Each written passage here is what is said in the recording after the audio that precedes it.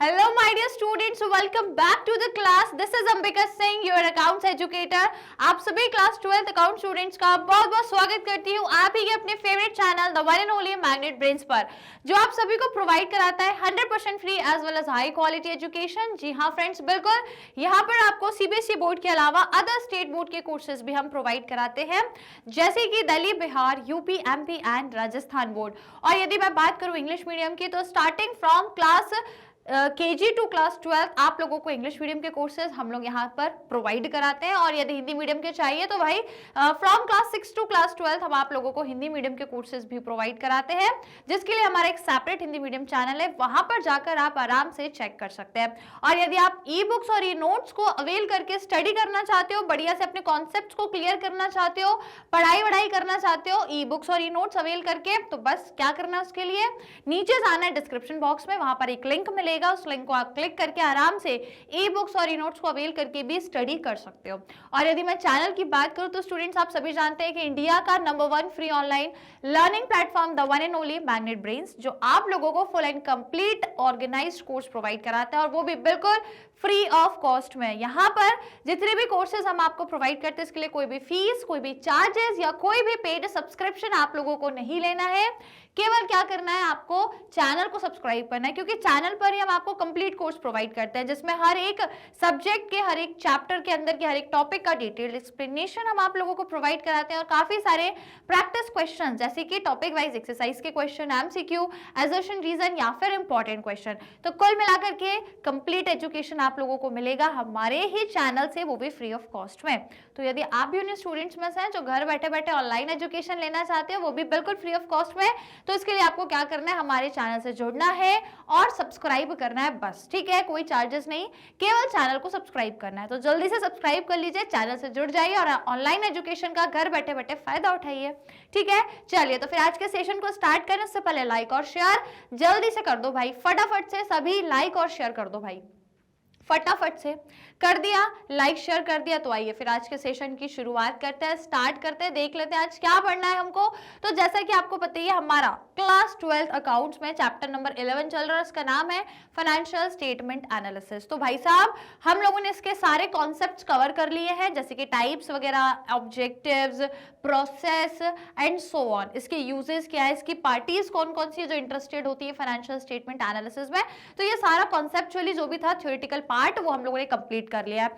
Now finally अब हम लोग एक इसके लास्ट टॉपिक पर आ चुके हैं, इस चैप्टर का ये लास्ट टॉपिक रहेगा, देन आपका ये चैप्टर फिनिश हो जाएगा, ठीक है। फिर हम लोग कुछ एमसीक्यू, असर्शन रीजन, मतलब कुछ क्वेश्चंस भी सॉल्व करेंगे। हालांकि आपको पता है कि इसमें प्रैक्टिकल क्वेश्चन तो कोई है नहीं, लेकिन कई बार एमसीक्यू, असर्शन रीजन वाले क्वेश्चंस आ जाते हैं, तो उनको हम प्रैक्टिस करेंगे। लेकिन आज पहले इस चैप्टर के आखिरी कॉन्सेप्ट पर डिस्कशन कर लेते हैं। तो आपका क्या टॉपिक है आज, limitations of financial statement analysis. क्या लिमिटेशंस या क्या कमियां हैं फाइनेंशियल स्टेटमेंट एनालिसिस करने के लिए, यदि इसमें कुछ कमियां देखें तो क्या कमियां या क्या लिमिटेशन से, आइए आज हम इस पे अपना डिस्कशन स्टार्ट करते हैं।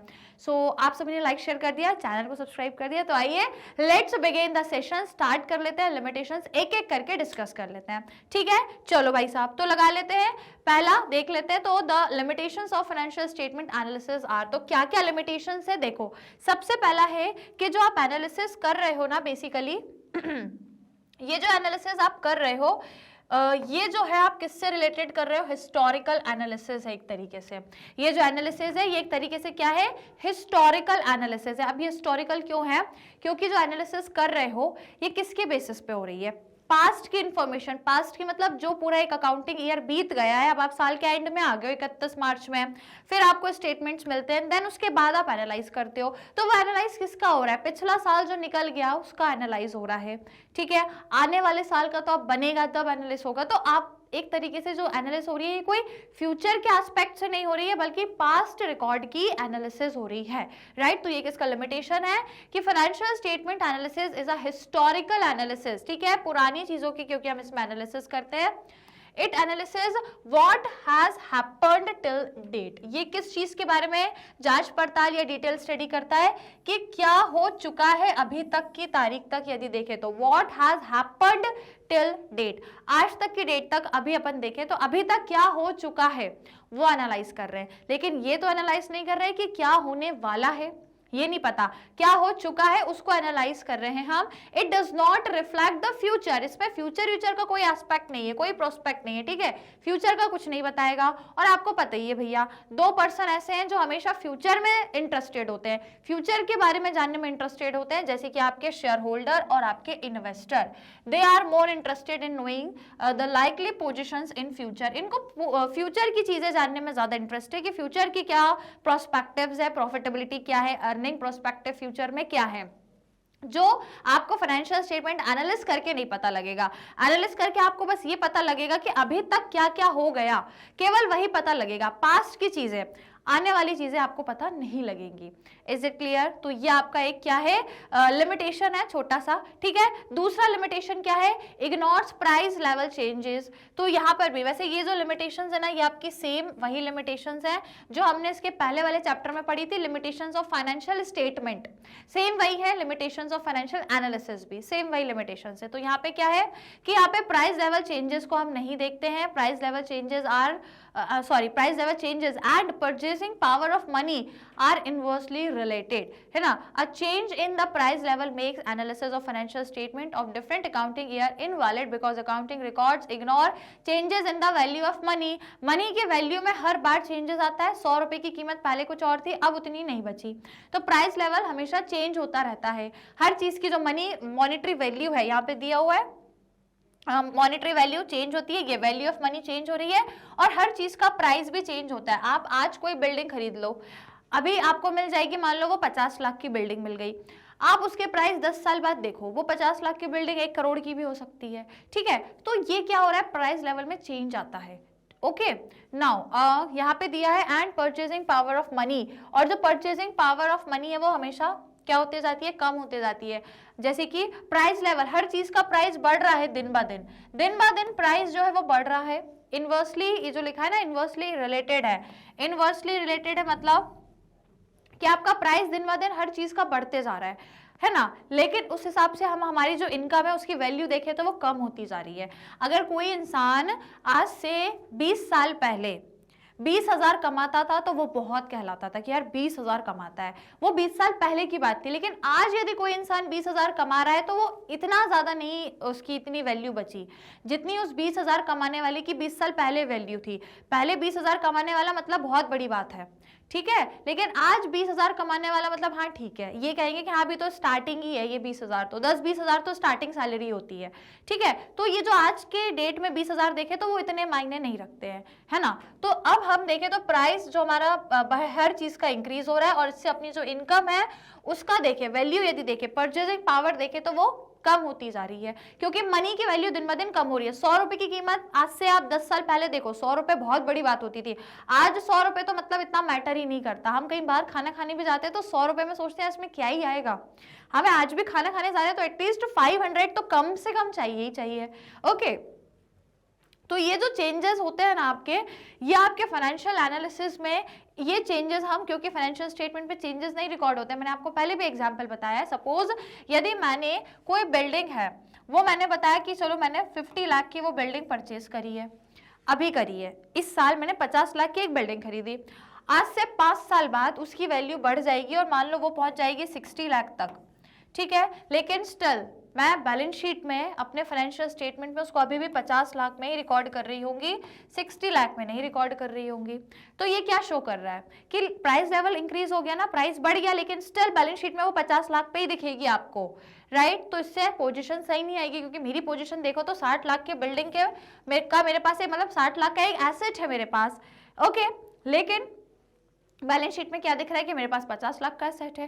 तो ऐसे करके, क्योंकि प्राइस लेवल चेंजेस को नहीं आप शो करते, तो आपकी जो एनालिसिस हो रही है यहाँ पे वो इतनी ज्यादा वैलिड नहीं कहलाएगी, राइट, इतनी ज्यादा वैलिड नहीं कहलाएगी। तो this is also a limitation. Then next, अब अगला लिमिटेशन देखते हैं हम लोग। तो अगला लिमिटेशन है इग्नोर्स द क्वालिटेटिव एस्पेक्ट। तो ये आप सभी जानते हैं कि जब भी हम फाइनेंशियल स्टेटमेंट की बात करते हैं तो इसमें केवल हम कौन से एस्पेक्ट को रिकॉर्ड करते हैं जो मॉनेटरी टर्म्स में रिकॉर्ड हो सके, जैसे कि एसेट की वैल्यू, कीमत, लायबिलिटी की कीमत, कैपिटल की कीमत, तो जिनकी मनी मनी में वैल्यू, जिनकी मॉनेटरी वैल्यू हो सकती है, वही केवल फाइनेंशियल स्टेटमेंट्स में रिकॉर्ड होते हैं। जिनकी मनी में कोई वैल्यू नहीं है, जैसे कि फॉर एग्जांपल मैंने बताया क्वालिटीज, किसी भी आपके यहाँ जो मैनेजर काम कर रहे हैं, जो एम्प्लॉइज काम कर रहे हैं, उनकी क्वालिटी को आप फाइनेंशियल स्टेटमेंट पे नहीं लिख सकते। आप ये नहीं लिख सकते कि मेरा मैनेजर है, उसकी 10,000 की ईमानदारी है, उसकी 50,000 की ईमानदारी है, तो वो क्वालिटी है, वो ईमानदार है, वो ऑनेस्ट है, वो लॉयल है, ये उसकी क्वालिटी है, और उसकी क्वालिटी से कहीं ना कहीं मेरे को प्रॉफिट भी हो रहा है। यदि वो ईमानदार नहीं होता तो मेरे को ही नुकसान होता। मैं यदि बिजनेस की एक ओनर हूँ तो मुझे नुकसान होता, वो कोई फ्रॉड कर देता, मुझे पता नहीं लगता, लेकिन वो ईमानदार है, वो लॉयल है, राइट। तो इसकी वजह से मुझे एक तरीके से बेनिफिट है कि मैं उस पर भरोसा कर सकती हूँ, वो काम बिल्कुल सही कर रहा है और बिल्कुल ईमानदारी से कर रहा है, तो मैं इस पर भरोसा कर सकती हूँ। लेकिन अपने फाइनेंशियल स्टेटमेंट में उसकी इस क्वालिटी को मैं नहीं लिख सकती, लेकिन मेरे लिए वो एक तरीके का एसेट है कि उसकी ईमानदारी मेरे लिए एसेट के तरीके की हो गई है कि वो मैनेजर मेरे लिए एक एसेट तो है ही, लेकिन उसके अंदर जो क्वालिटी है उससे मुझे बेनिफिट हो रहा है, लेकिन मैं उसको फाइनेंशियल स्टेटमेंट में नहीं लिख सकती, क्योंकि किसी की क्वालिटी को आप मनी के टर्म्स में नहीं मेजर कर सकते, ठीक है। किसी की क्वालिटी को आप मनी में नहीं ट्रांसफर या कन्वर्ट कर सकते या मेजर नहीं कर सकते, दैट इज व्हाई आप उसको फाइनेंशियल स्टेटमेंट में नहीं लिखते। तो ये इग्नोर करता है कोई भी क्वालिटेटिव एस्पेक्ट यदि है तो, ठीक है। क्योंकि यहाँ पे सिर्फ मॉनेटरी चीजें ही रिकॉर्ड होती हैं, क्वालिटेटिव एस्पेक्ट जैसे कि मैनेजमेंट की क्वालिटी, स्टाफ, पब्लिक रिलेशंस, ये सारी चीजों की कोई जगह नहीं है, राइट। अब इसके बाद अगला देखो, अगला हम क्या देखने वाले हैं, चलिए नेक्स्ट है आपके पास suffer from the limitation of financial statements. तो देखो फाइनेंशियल स्टेटमेंट्स में जो लिमिटेशंस हैं वो सारी की सारी फाइनेंशियल स्टेटमेंट एनालिसिस की भी लिमिटेशंस हैं आपकी, ठीक है। Now analysis of financial statement is based on the information given in the financial statement. तो मतलब आप जो फाइनेंशियल स्टेटमेंट, हम देखो हम यहाँ जो लिमिटेशन डिस्कस कर रहे हैं वो फाइनेंशियल स्टेटमेंट एनालिसिस की कर रहे हैं, तो जो भी लिमिटेशंस आपके फाइनेंशियल स्टेटमेंट में होंगी, जो भी कमियां इसमें रही होंगी, वही कमियां आपके फाइनेंशियल स्टेटमेंट के एनालिसिस के टाइम पर भी आ जाएंगी, क्योंकि एनालिसिस हम किसका कर रहे हैं, फाइनेंशियल स्टेटमेंट का कर रहे हैं। और यदि फाइनेंशियल स्टेटमेंट में ही कोई कमी है तो वो कमी आपके फाइनेंशियल स्टेटमेंट एनालिसिस में भी आ जाएगी। Clear, okay. नाउ एनालिसिस, हाँ तो क्या, hence this analysis suffer from all such limitations from which the financial statement suffer. तो अब आपके एनालिसिस जो आप कर रहे हो ना, डिटेल स्टडी जो आप कर रहे हो, उसके अंदर भी आपकी वो पूरी लिमिटेशन शामिल हो जाएंगी, जो कमियां या जो लिमिटेशन आपके फाइनेंशियल स्टेटमेंट के अंदर हैं। Therefore, unless the basic data given in the financial statements is reliable, the conclusion derived on the basis of the analysis of this data cannot be reliable. तो यदि आपके फाइनेंशियल स्टेटमेंट सही है, reliable है, true and fair है, तो ही आपकी analysis भी ट्रू एंड फेयर कहलाएगी और रिलायबल कहलाएगी। और यदि फाइनेंशियल स्टेटमेंट ही थोड़ा एक्यूरेट नहीं है, रिलायबल नहीं है, तो आपकी एनालिसिस भी रिलायबल नहीं होगी। तो आपके फाइनेंशियल स्टेटमेंट की जो एनालिसिस है उसका रिलायबल होना, उसका free of any kind of limitations, ये सब का होना काय पे डिपेंड करता है, आपके फाइनेंशियल स्टेटमेंट की रिलायबिलिटी पर डिपेंड करता है। यदि वो फ्री ऑफ लिमिटेशंस है, उसके अंदर कोई भी ऐसी कमी नहीं है, तो एनालिसिस में भी कोई कमी नहीं होगी, राइट। तो ये डिपेंड उस पर करता है, दैट इज बाय एक लिमिटेशन है कि यदि फाइनेंशियल स्टेटमेंट गड़बड़ हो गए तो आपकी एनालिसिस भी गड़बड़ हो जाएगी। क्लियर, सिंपल सी बात है। अब आइए next, not free from personal bias. तो भाई कहीं ना कहीं एनालिसिस कौन कर रहा है, एक पर्सन कर रहा है, और जो भी पर्सन कोई भी एनालाइज या डिसीजन लेता, मतलब एनालिसिस करके, डिटेल स्टडी करके जब वो डिसीजन लेता है, तो कहीं ना कहीं उसका पर्सनल मोटिव उसमें शामिल हो जाता है। अब आपको कोई बोले आप इसका डिटेल स्टडी करो और अपने एक डिसीजन लो, तो उस डिसीजन लेने में आप आपका पर्सनल मोटिव शामिल रहेगा ना, आप अपने लिए अपने हिसाब से डिसीजन लोगे, ठीक है। आप बाकी चीजों के हिसाब से तो लोगे, लेकिन कहीं ना कहीं आपका एक पर्सनल मोटिव उसमें जुड़ जाएगा, आपका एक पर्सनल इंटेंशन उसमें जुड़ जाएगा। तो यही चीज होती है फाइनेंशियल स्टेटमेंट को जब एनालाइज करते हो ना, तो उसमें कहीं ना कहीं उस जो आपने एनालाइज किया, डिटेल स्टडी करी, देन आपने जो रिजल्ट निकाला, जो इंटरप्रिटेशन या जो कंक्लूजन निकाला, देन आपने जो डिसीजन लिया, उसमें आपका पर्सनल इंटेंशन मिला हुआ है या शामिल है। तो कहीं ना कहीं ये एकदम आप ये नहीं कह सकते कि ये बिल्कुल फ्री ऑफ पर्सनल बायस है, इसमें आपकी इंटेंशन, आपके पर्सनल मोटिव्स भी जुड़े हुए हैं, ठीक है। तो ये कहीं ना कहीं कभी भी अकाउंटिंग में पर्सनल चीजें नहीं होनी चाहिए। आप जो भी चीजें करो वो अकाउंटिंग के हिसाब से करो, पर्सनल आपको ऐसा कोई डिसीजन नहीं लेना है, लेकिन यहाँ पे वो चीज इंक्लूडेड है जो कि एक लिमिटेशन है। It in many situation the accountant has to make a choice out of alternatives available. तो देखो अगर हम यहाँ पे बिजनेस की या कंपनी की बात करें तो जो अकाउंटेंट होते हैं उनको बहुत सारे अल्टरनेटिव्स या ऑप्शंस में से कोई एक चूज करना पड़ता है। अब चूज कैसे करेंगे? जो उसके हिसाब से उसको सही लगेगा, जो उसके इंटेंशंस या उसके मोटिव्स या उसके एक्सपीरियंस के हिसाब से उसको जो सही लगेगा वो चूज करेगा। तो इसमें हो गया ना उसका शामिल, उसने डिसीजन लिया उसके हिसाब से, क्योंकि उसके पास मान लो 4 रास्ते हैं, बहुत जो भी कोई डिसीजन ले रहा है 4 ऑप्शंस है, उसको बेस्ट सेलेक्ट करना है, तो वो अपने हिसाब से चीज़ों को देखकर परख कर वो डिसीजन लेगा। तो उसका पर्सनल यहाँ पे चीज़ें शामिल होंगी, उसका एक्सपीरियंस, पर्सनल उसका मोटिव, पर्सनल उसका जो भी इंटेंशन है वो शामिल हो जाएगा, है ना। That is choice in the method of inventory valuation. जैसे कि यदि उसको चूज करना है कि एग्जाम्पल दिया है कि मेथड क्या रखें वैल्यूएशन करने की इन्वेंट्री को, या चॉइस करना है मेथड ऑफ डेप्रिसिएशन कि भाई स्ट्रेट लाइन से डेप्रिसिएशन लगाएं कि रिटर्न डाउन वैल्यू से लगाएं एक्सेट्रा। तो ये मेथड चूज तो अकाउंटेंट को ही करनी है, क्योंकि फाइनली अकाउंटिंग तो कौन करेगा? अकाउंटेंट ही करेगा। तो ये कैसे चूज करेगा? जो इसको सूटेबल लगेगी, जो इसको लगेगी कि यार इससे रिजल्ट सही आएगा, या जो इसके नजरिए में इजी होगी, सही लगेगी, वो उसको चूज करेगा। तो इसमें उसका ये पर्सनल जो बायस है वो शामिल हो जाएगा, पर्सनल मोटिव इसका शामिल है। Since the subjectivity is inherited in personal judgement the financial statements are therefore not free from bias. तो बेसिकली इसका सब्जेक्टिव इन नेचर हो गया। देखो जब भी कोई चीज आप एक तरीके से खुद के नजरिए से कर रहे हो तो वो सब्जेक्टिव है, और जब जनरली आप लेकर फैक्ट्स पर बेस्ड होकर चीजें करते हो तो वो ऑब्जेक्टिविटी होती है। लेकिन आप यहाँ एक चीज के बेस पर खुद के नजरिए से कर रहे हो तो वो सब्जेक्टिविटी है, जिसमें आपने पर्सनल जजमेंट लिया, पर्सनली आपने कोई भी मेथड किसी भी चीज को सेलेक्ट करा और उसको फॉलो करा, तो ये पर्सनल बायस है, राइट। तो जब भी एनालिसिस की बात आ रही है, जो अकाउंटेंट कर रहा है या कोई भी पार्टी कर रही है, तो वो अपने पर्सनल डिसीजन से भी एनालिसिस कर रही है। दैट इज वाई वो पर्सनल बायस से फ्री नहीं है आपकी एनालिसिस। उसमें जुड़ा हुआ है आपका पर्सनल मोटिव, पर्सनल इंटेंशन, सारी, जो कि अकाउंटिंग में गलत है। अकाउंटिंग में पर्सनल चीजें नहीं होनी चाहिए, आपका मोटिव, आपका इंटेंशन शामिल नहीं होना चाहिए, ठीक है। Then variations in accounting practices. तो जब भी हम अकाउंटिंग करते हैं तो अलग अलग मेथड्स हैं, अलग अलग अकाउंटिंग करने की प्रोसेस होती हैं। तो यदि आप हर साल अपनी मेथड्स बदल रहे हो, सपोज डेप्रिसिएशन की हर साल मेथड बदल रहे हो, हर साल अकाउंटिंग करने की कोई मेथड्स आप चेंज कर रहे हो, तो इससे अलग अलग मेथड्स वेरिएशंस आ रहे हैं, तो इससे आपकी एनालिसिस भी उतनी परफेक्ट नहीं हो पाएगी, ठीक है। Now for inter-firm comparison it is necessary that accounting practice followed by the firm do not very significantly. तो यदि आप इंटर-फर्म कंपैरिजन कर रहे हो, सपोज ये एक फर्म है ए और ये एक फर्म है बी, अब मैं इन दोनों में कंपैरिजन, क्योंकि मान लो ये मेरी कंपनी है ए, मैं चाहती हूँ मैं अपनी कंपनी को ये बी कंपनी से कंपेयर करूँ, तो इसके लिए इंपॉर्टेंट क्या है कि जो अकाउंटिंग प्रैक्टिसेस मैं फॉलो कर रही हूँ सेम वही ये भी फॉलो करेगा, तभी जाकर सही और सटीक कंपैरिजन हो पाएगा, है ना। तभी जाके सही से इंटर फर्म कंपैरिजन होगा। अदरवाइज पता चले मैं कुछ और मेथड से डेप्रिसिएशन लगाती हूँ, ये कुछ और मेथड से डेप्रिसिएशन लगाते हैं, जिस वजह से हम दोनों का अलग अलग प्रॉफिट निकल रहा है। तो कहीं ना कहीं यदि इस तरीके की अकाउंटिंग प्रैक्टिसेस में यदि डिफरेंसेस हैं तो आपका एनालिसिस सही तरीके से नहीं होगा, ठीक है, परफेक्ट एनालिसिस नहीं हो पाएगा। It is necessary that accounting practice followed by the firm जो है वो बार बार चेंज ना हो, एक जैसी चीजें फॉलो हो, तभी परफेक्ट और सही एक्यूरेट एनालिसिस होगा।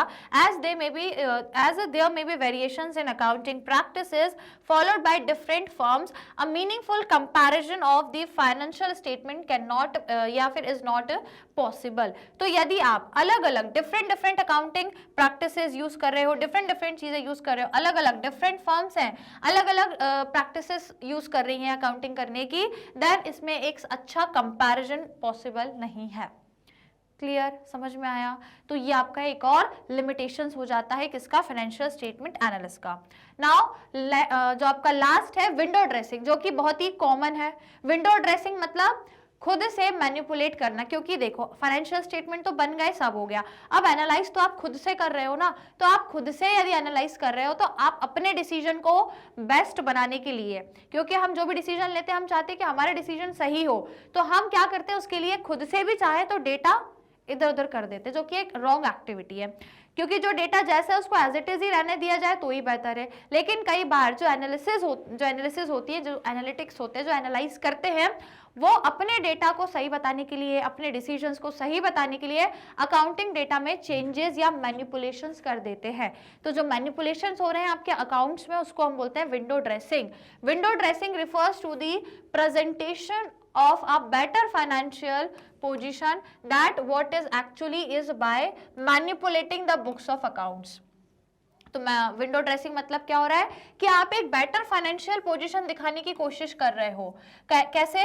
गलत तरीके से चीजों को मैनिपुलेट करके, चेंजेस करके। मान लो मेरे एसेट्स 10 लाख के हैं, मैंने उसको 12 लाख दिखा दिए, तो ये मैंने क्या करा? मैनिपुलेशन कर दिया और अपनी ये पोजीशन अच्छी दिखा दी। पहले 10 लाख के थे, अब मैंने 12 लाख के एसेट दिखा दिए, तो 2 लाख से मेरे एसेट ज्यादा दिखने लगे। या मेरी लायबिलिटी 10 लाख की थी तो मैंने इसको 8 लाख कर दी, तो ये मैंने कम करा ताकि मेरी पोजीशन अच्छी दिखे। पर ये तो फेक पोजीशन हो गई, ओरिजिनल तो कुछ और ही है, तो मैंने ये फेक पोजीशन, एक्चुअली में मेरी ऐसी पोजीशन नहीं है, मेरे एसेट 10 लाख ही है, 12 लाख नहीं है, राइट? तो एक्चुअली में वो पोजीशन नहीं है, लेकिन मैंने मैनिपुलेशन करके और उसको क्या कर दिया? चेंज कर दिया, है ना। On account of a such situation financial analysis में गिव फॉल्स इंफॉर्मेशन। तो यदि ऐसे अकाउंट्स हैं, ऐसे अकाउंट्स यदि हैं जिसमें जो चीजें हैं, जो डेटा है वो मैनिपुलेटेड डेटा है, गलत डेटा है, रॉन्ग इन्फॉर्मेशन है, 10 लाख के एसेट की बजाय वो 12 लाख के दिख रहा है, 10 लाख की लायबिलिटी की जगह वो 8 लाख की लायबिलिटी दिख रही है, तो ये जो मैनिपुलेट डेटा है, इस डेटा में यदि आपका अकाउंट्स बने हुए हैं, मैनिपुलेट मतलब आपके अकाउंट्स में मैनिपुलेटेड डेटा शामिल है, तो आपके फाइनेंशियल स्टेटमेंट्स तो गलत है, और उन स्टेटमेंट्स का आप एनालाइज कर रहे हो तो मतलब आपकी एनालिसिस भी गलत है। तो ये अगला आपका क्या हो जाता है? लिमिटेशन, कि यदि फाइनेंशियल स्टेटमेंट्स में आप लोगों ने विंडो ड्रेसिंग करी है, मैनिपुलेशंस किए हैं, देन इस केस में क्या होगा? आपकी फाइनेंशियल एनालिसिस भी गलत हो जाएगी। Is it clear? लिमिटेशन समझ में आ गई? कोई दिक्कत, कोई परेशानी किसी भी स्टूडेंट को समझने में, जानने में? Is it clear to everyone? Right, तो चलिए गाइज, ये हो गई लिमिटेशंस। अब आप जल्दी से क्या करिए? सेशन को लाइक और शेयर कर दो फटाफट से। यदि लिमिटेशंस क्लियर हो गई तो सेशन को लाइक शेयर करना है, क्योंकि इसी के साथ हमारा ये चैप्टर होता है ओवर। चैप्टर खत्म, सिर्फ इसमें कॉन्सेप्ट्स थे, केवल थ्योरी थी, केवल आपको ये एक मीनिंग देने के लिए थी, एक समझ, एक आपको कॉन्सेप्ट मिल जाए, एक फंडामेंटल मिल जाए, जिसमें हमने फाइनेंशियल स्टेटमेंट एनालिसिस के बारे में जाना, राइट? तो यदि आप लोगों को सेशन पसंद आया तो लाइक शेयर जरूर करना। बाकी चैप्टर फिनिश हो गया है, लेकिन स्टिल कुछ प्रैक्टिस क्वेश्चंस बाकी हैं। एक्सरसाइज के इसमें कोई क्वेश्चन नहीं है इस चैप्टर में, केवल हम कुछ प्रैक्टिस क्वेश्चंस करेंगे, तो वो मैं आप नेक्स्ट क्लास में आपके लिए लेकर आऊंगी, राइट? तो नेक्स्ट क्लास में आप लोग जुड़िएगा जरूर। हम लोग कुछ क्वेश्चंस को डिस्कस करेंगे जो कि अपनी प्रैक्टिस के लिए होंगे। क्लियर? तो चलिए आज के सेशन को लाइक शेयर करो और नेक्स्ट सेशन के लिए तैयार है ना। क्वेश्चन सॉल्व करेंगे हम लोग, प्रैक्टिस क्वेश्चंस करेंगे, तो बस आपको इसी तरीके से नेक्स्ट क्लास में भी बने रहना है, जुड़े रहना है, और चैनल पर सभी को कनेक्टेड रहना है। चैनल जो मैग्नेट ब्रेन्स आप सभी को प्रोवाइड कराता है 100% free as well as high quality education. बिल्कुल फ्रेंड्स, यहाँ पर हम आपको CBSE बोर्ड के अलावा अदर स्टेट बोर्ड के कोर्सेज भी प्रोवाइड कराते हैं, जैसे कि दिल्ली, बिहार, यूपी, MP और राजस्थान बोर्ड। इसके अलावा वैदिक मैथ्स क्रैश कोर्स और स्पोकन इंग्लिश के कोर्सेज भी आपको मिलेंगे बिल्कुल फ्री ऑफ कॉस्ट में हमारे चैनल पर। और चैनल पर आपको कंप्लीट कोर्स मिलेगा, हर एक सब्जेक्ट में टॉपिक वाइज डिटेल्ड आपको डिस्कशन मिल जाएंगे, टॉपिक वाइज डिटेल्ड सारी चीजों के एक्सप्लेनेशंस है और प्रैक्टिस क्वेश्चंस भी। लेकिन इसके लिए क्या करना है? चैनल को सब्सक्राइब करना है। इवन आप चाहें तो हमारा मोबाइल ऐप डाउनलोड कर सकते हो, अदरवाइज हमारी वेबसाइट भी है जिस पर कंप्लीट कोर्स अवेलेबल है, वो भी बिल्कुल फ्री ऑफ कॉस्ट में। और यदि आप चाहें तो हमारे ई बुक्स और ई नोट्स को भी अवेल कर सकते हो। कैसे करना है? नीचे डिस्क्रिप्शन बॉक्स में एक लिंक मिलेगी, उसको आप क्लिक करेंगे, देन आप आराम से ई बुक्स और ई नोट्स को भी अवेल करके अपनी स्टडी कर सकते हो और अपनी लर्निंग को और भी ज्यादा बढ़िया से एक्सप्लोर कर सकते हो। लेकिन एक चीज और बोलूंगी कि यदि आप other social media platform use करते हो, जैसे कि YouTube, Facebook, Instagram, Twitter and WhatsApp, तो यहाँ पे हमें जरूर फॉलो करें और आज के सेशन को लाइक शेयर सभी को करना है। बाकी क्या करना है? चैनल को सब्सक्राइब करना है। नेक्स्ट सेशन में फिर से मिलेंगे। आप चैप्टर क्योंकि ओवर हो गया तो अब हम कुछ प्रैक्टिस क्वेश्चंस के साथ नेक्स्ट सेशन में मिलेंगे, तो तैयार रहिएगा, एक बार रिवाइज कर लेना, सो दैट कल के क्वेश्चंस जो मैं लेकर आऊंगी उनके आप आंसर्स फटाफट कर दो। ठीक है, तो चलिए गाइस, मिलेंगे नेक्स्ट सेशन में। Till that take care and keep learning.